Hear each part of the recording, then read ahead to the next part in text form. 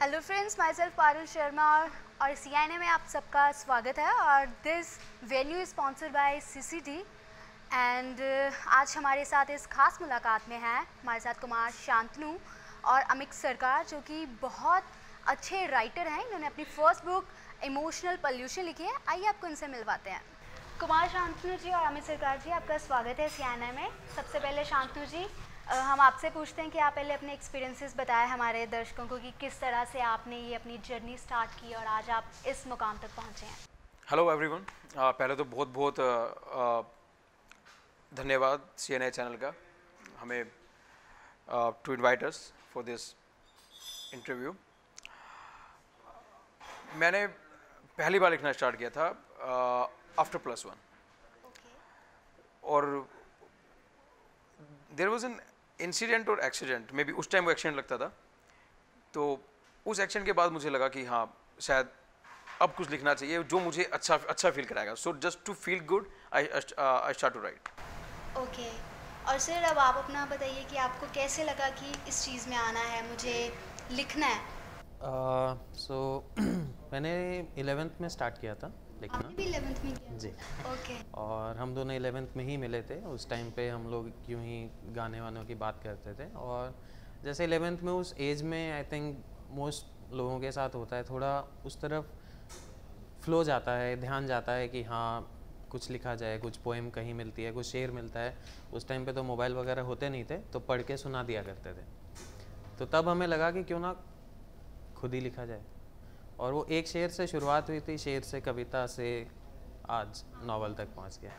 और ये emotional pollution का आइडिया आपके पास कहाँ से आया?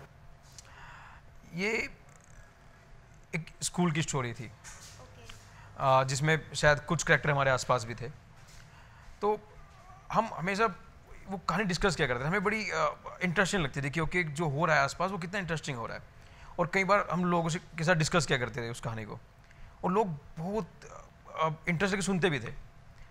तो लगा कि जब लोग इतना उससे सुन रहे हैं तो अब अमीक काफ़ी नॉवेल्स पढ़ता रहा, काफ़ी कहानियाँ पढ़ता रहा। तो मैंने अमीक से बात की कि यार कहानी अच्छी है, हम लोगों के साथ बात करते हैं, उन्हें अच्छी भी लगती है, तो एक काम करते हैं, लिखते हैं। लिखना क्यों नहीं शुरू करते हैं? ओके। तो then we started.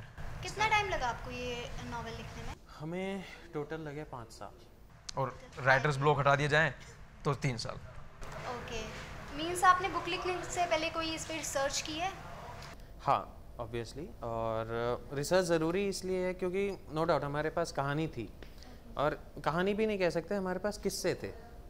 School time में सबके पास किस्से होते हैं छोटे छोटे, जो फ़न होते हैं, हंसाते हैं, और उसको एक कहानी में बदलना it was a very difficult task. तो मतलब हम सोचते रहे कि कैसे क्या होगा, किस तरह से कैरेक्टर्स इंट्रोड्यूस होंगे, उन कैरेक्टर्स की कहानी कैसे आगे बढ़ेगी, क्योंकि हर कैरेक्टर की अपनी एक कहानी होती है स्कूल में। उस कहानी को भी एक कंप्लीशन देना बहुत ज़रूरी है।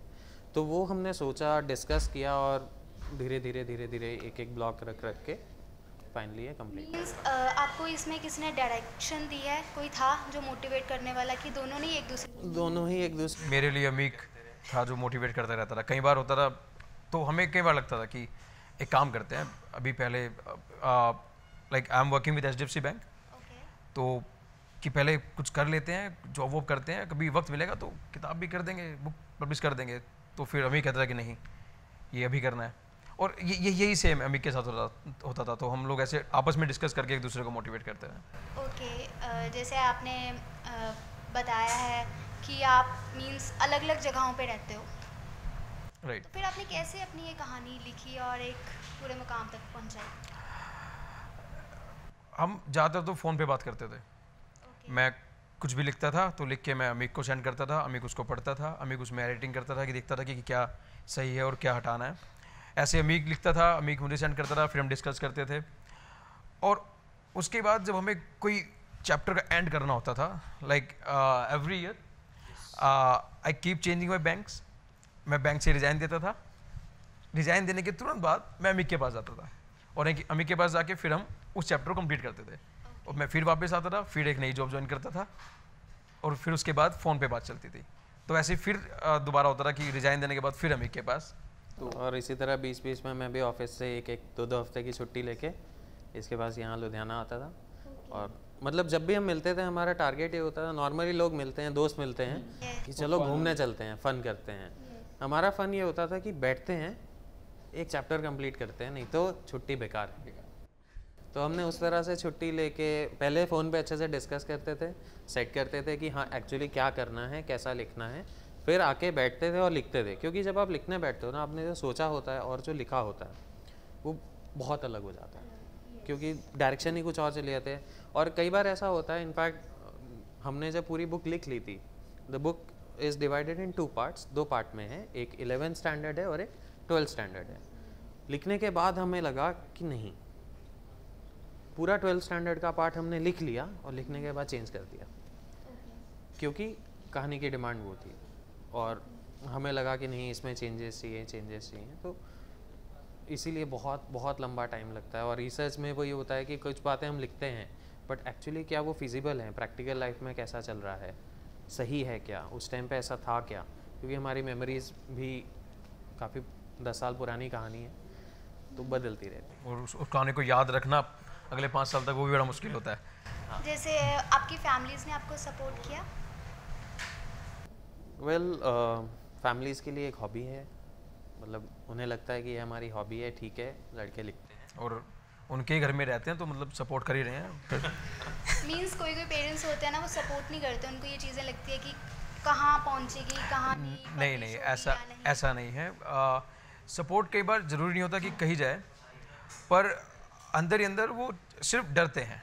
कई बार उन्हें डर होता है कि कहीं हार ना जाए, पर इसलिए शायद कई बार थोड़े पॉजिटिव होते हैं, रोकते हैं। बट आई थिंक सपोर्ट पूरा किया है, कभी रोका नहीं, कभी लिखने से नहीं रोका, कभी जाने से नहीं रोका। तो इसका मतलब जब आपने मीन्स ये स्टोरी लिखी, आपने इसको इमोशनल पॉल्यूशन नेम क्यों दिया? हाँ, that is a good question. हम टाइटल हमने 3 साल बाद 3 साल डिसाइड किया। लिखना स्टार्ट करने के 3 साल बाद हमने टाइटल डिसाइड किया था। हमने बहुत से टाइटल सोचे थे बट कोई भी अच्छा नहीं लगा, और फाइनली हमें एक दिन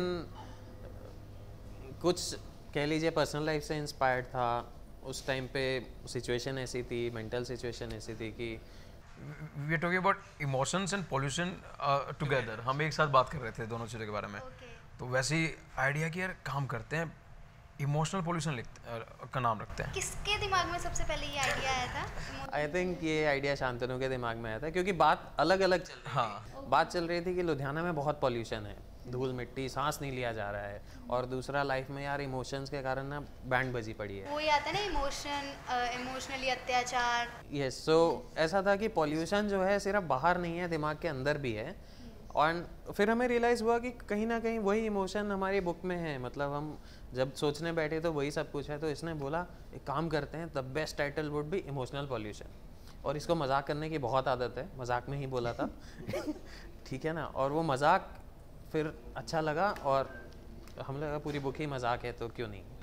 और आपने पब्लिशर्स को कैसे कन्विंस किया कि आपकी बुक में, कैसे उनका इंटरेस्ट इसमें डाला, कैसे आपने किया?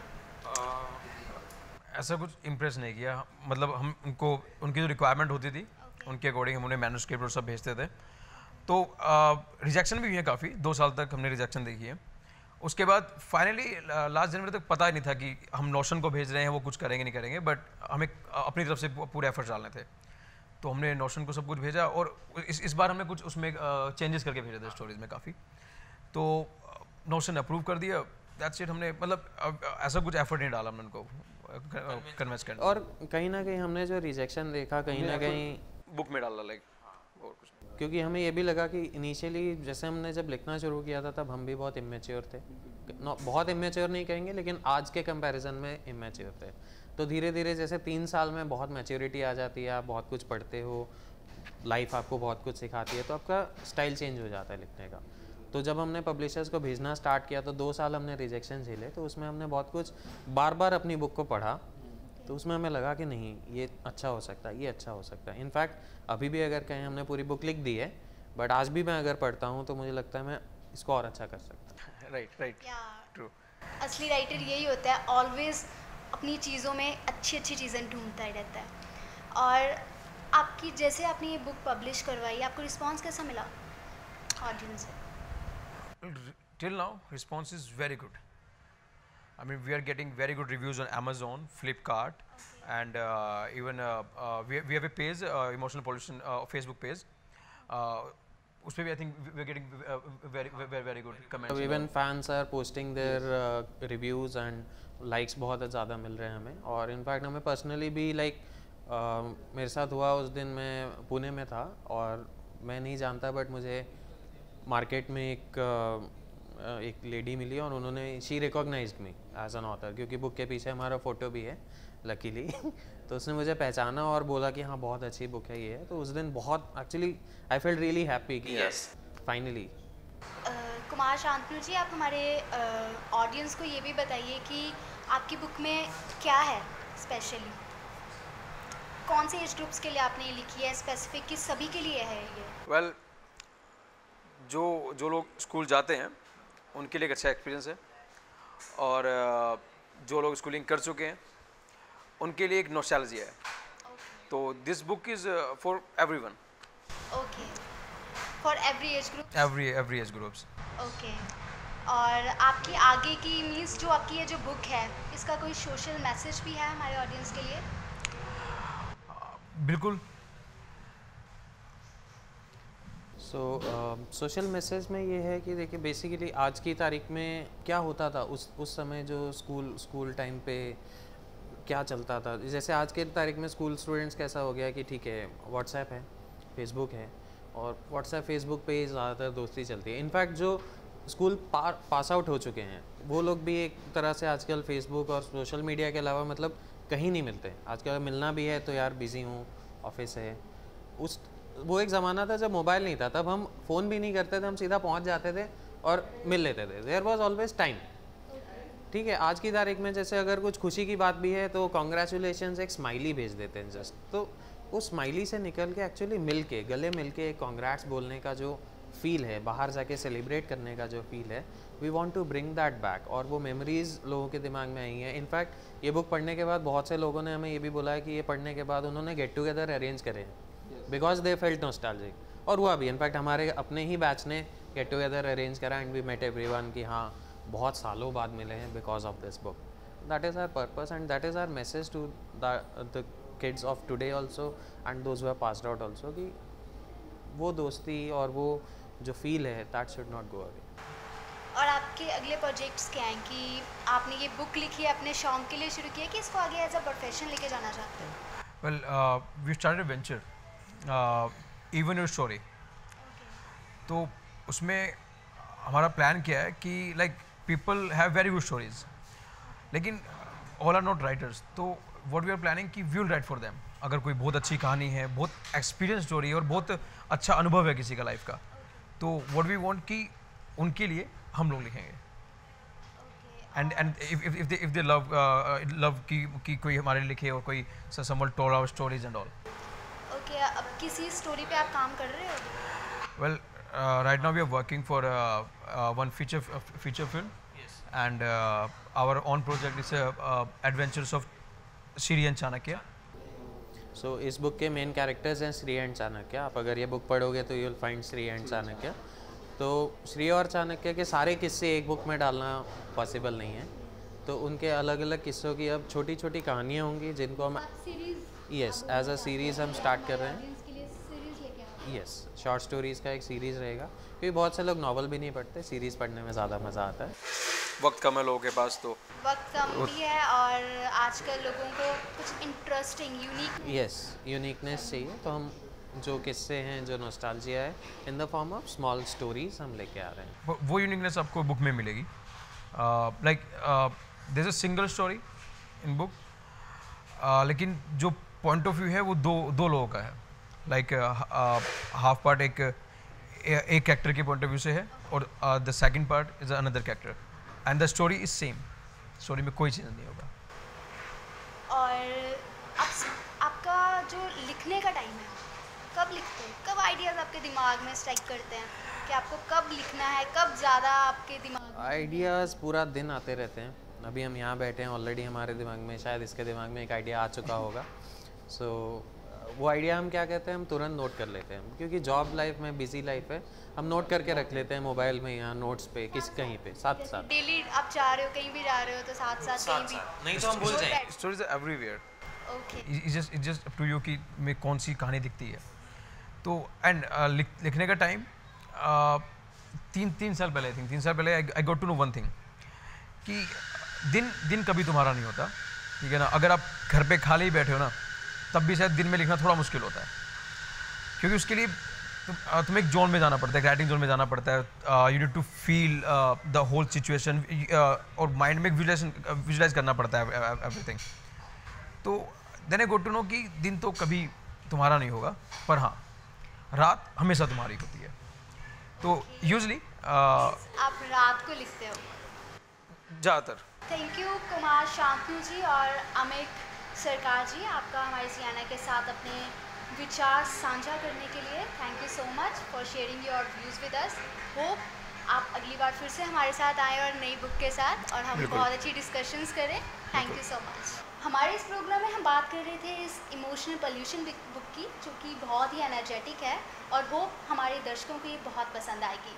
और आइए बात करते हैं कुमार शांतनु जी और अमित सरकार जी से, जो कि आपको इसके बारे में और डिटेल्स बताएंगे। तो दोस्तों, हमारी ये book emotional pollution is available in 100+ countries, and you can book your copy online on amazon.com, amazon.in, paytm, flipkart, bookadda, barnes and noble। और इसका ई बुक एडिशन भी अवेलेबल है, अगर आपको मोबाइल पे या अपने किंडल डिवाइस पे पढ़ना है। It is available on Amazon Kindle, Google Play Books, Kobo and script.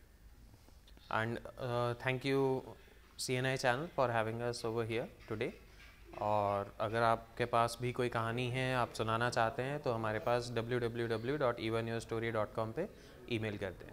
And this venue is sponsored by CCD and this program is sponsored by Bapuji and Food Product। दोस्तों, आप और interesting videos और interviews के लिए आप हमारा Facebook page और YouTube channel subscribe करना ना भूलिए।